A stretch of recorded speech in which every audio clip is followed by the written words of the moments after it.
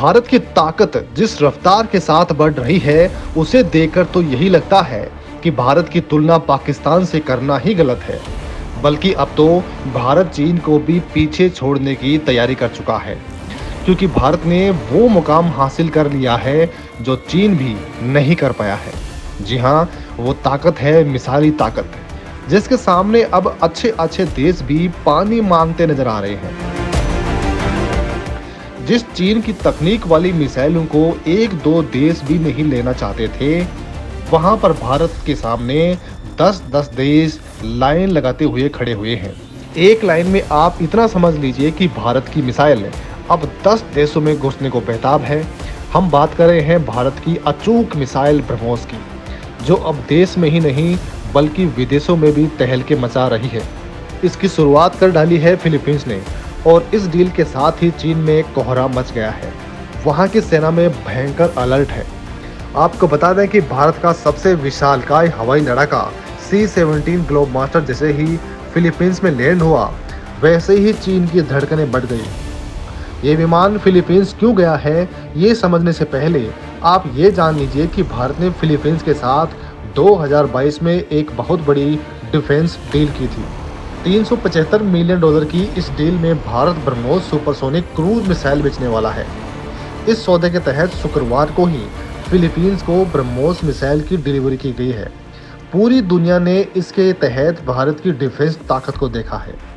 भारतीय वायुसेना के C-17 ग्लोबमास्टर विमान और एक चार्टर्ड विमान के जरिए फिलीपींस मरीन कोर्प्स को मिसाइल पहुंचाई गई। ऐसे में इसे देखकर चीन के कान खड़े हो गए हैं। हालांकि चीन की टेंशन यहाँ पर यह भी है कि फिलीपींस के अलावा 10 देश ऐसे और भी हैं जो भारत से ये मिसाइल खरीदना चाहते हैं।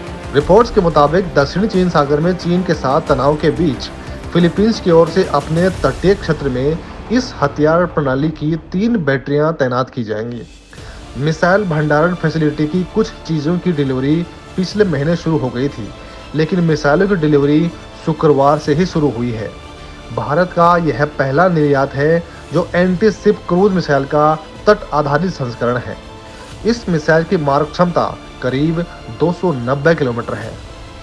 ब्रह्मोस एरोस्पेस भारत के रक्षा अनुसंधान और विकास संगठन यानी कि DRDO और रूस के NPO मशीनो स्ट्रोयेनिया के बीच एक संयुक्त उद्यम है। सुपरसोनिक क्रूज मिसाइल भारत के सशस्त्र बलों के तीनों अंगों में इस्तेमाल की जा रही है। अब भारत ब्रह्मोस NG यानी नेक्स्ट जनरेशन बना रहा है। इस हथियार प्रणाली की अगली पीढ़ी का छोटा हल्का संस्करण है, जिसे कई सैन्य प्लेटफॉर्मों पर तैनात किया जा सकता है। इसका परीक्षण 2024 की पहली छमाही में कभी भी हो सकता है। मौजूदा ब्रह्मोस मिसाइलों की सीमा 290 किलोमीटर तक है। इसे बढ़ाकर जमीन पर हमले के लिए 500 किलोमीटर और जहाज पर हमले के लिए 400 किलोमीटर तक उन्नत करने पर काम चल रहा है। पिछले महीने रक्षा मंत्रालय ने ब्रह्मोस मिसाइल खरीदने से जुड़ी एक बहुत बड़ी डील की थी, लेकिन भारत की नज़र इसके निर्यात पर है। भारत चाहता है कि दक्षिणी अफ्रीका, सऊदी अरब, संयुक्त अरब अमीरात, वियतनाम, इंडोनेशिया और मिस्र सहित कम से कम 10 देशों को इसका निर्यात किया जाए। कई देश इस मिसाइल में दिलचस्पी पहले भी दिखा चुके हैं।